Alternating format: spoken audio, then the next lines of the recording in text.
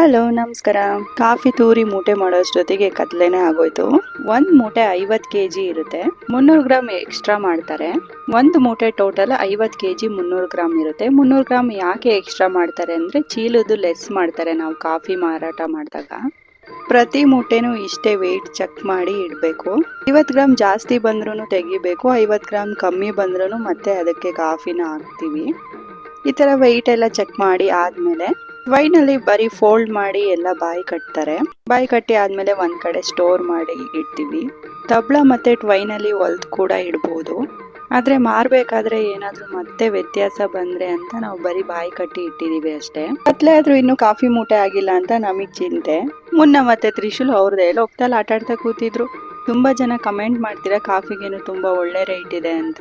ಬರೀ ಕಾಫಿ ಕುಯ್ಸಕ್ಕೆ ಕಾಲ್ವಾಸಿ ದುಡ್ಡು ಅದಕ್ಕೆ ಬೇಕಾಗುತ್ತೆ. ಇನ್ನು ವರ್ಷ ಪೂರ್ತಿ ಕೆಲಸ ಮಾಡಿಸಿ ಹಾಗೆ ಬೇರೆ ಎಲ್ಲ ಮೆಡಿಷನ್ಗೂ ಅಮೌಂಟ್ ಎಲ್ಲ ಕಟ್ಟಾಗಿ ಒಂದ್ 50% ಅಷ್ಟು ಮಾತ್ರ ನಮಗೆ ಉಳಿಯುತ್ತೆ. ನೆಕ್ಸ್ಟ್ ಡೇ ಮಾರ್ನಿಂಗ್ ನಾವು ಸೇಲ್ ಮಾಡ್ತಾ ಇದ್ವಿ ಕಾಫಿನ.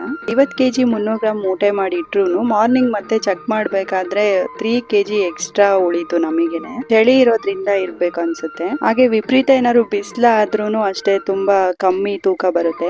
ಇವರು ನೀಟಾಗಿ ಮೂಟೆನ ಹೊಲಿತಾರೆ ದಬ್ಳ ಮತ್ತೆ ಟ್ವೈನಲ್ಲಿ. ಇದಿನ್ನು ನೆಕ್ಸ್ಟ್ ಕಾಫಿ ಕ್ಯೂರಿಂಗ್ ಹೋಗುತ್ತೆ. ಹಾಗಾಗಿ ಕಾಫಿ ಕುಯ್ದು ಮಾರೋವರೆಗೂ ಸೇಮ್ ಪ್ರೊಸೀಜರ್ ಇರುತ್ತೆ ಯಾವಾಗ್ಲೂ. ಕಾಫಿ ಕುಯ್ಲು ಮುಗಿಯೋವರೆಗೂ ಇದೇ ರಿಪೀಟ್ ಆಗ್ತಾ ಇರುತ್ತೆ. ನಾಳೆಯಿಂದ ನಾವು ನೆಕ್ಸ್ಟ್ ರೌಂಡ್ ಕಾಫಿ ಕುಯಿಸ್ಬೇಕು. ಬಿಸಿಲು ಚೆನ್ನಾಗಿದ್ರೆ ಕಾಫಿ ಕುಯ್ಲು ಬೇಗ ಮುಗಿಯುತ್ತೆ, ಇಲ್ಲಾಂದ್ರೆ ತುಂಬಾ ಲೇಟ್ ಆಗುತ್ತೆ. ಕಾಫಿ ಲೋಡ್ ಮಾಡಿ ಬಿಲ್ ಕೊಟ್ರು. 50 kg 48 ಮೂಟೆ ಟೋಟಲ್ 2400 kg ಆಗಿದೆ. ನಮ್ದು ಕಾಫಿ ಕುಯ್ದು ಮುಗ್ದಿಲ್ಲ, ನಿಮ್ದೆಲ್ಲ ಮುಗ್ದಾಯ್ತಾ? ಕಮೆಂಟ್ ಮಾಡಿ. ನೆಕ್ಸ್ಟ್ ವಿಡಿಯೋದಲ್ಲಿ ಸಿಗ್ತೀನಿ. ಬಾಯ್.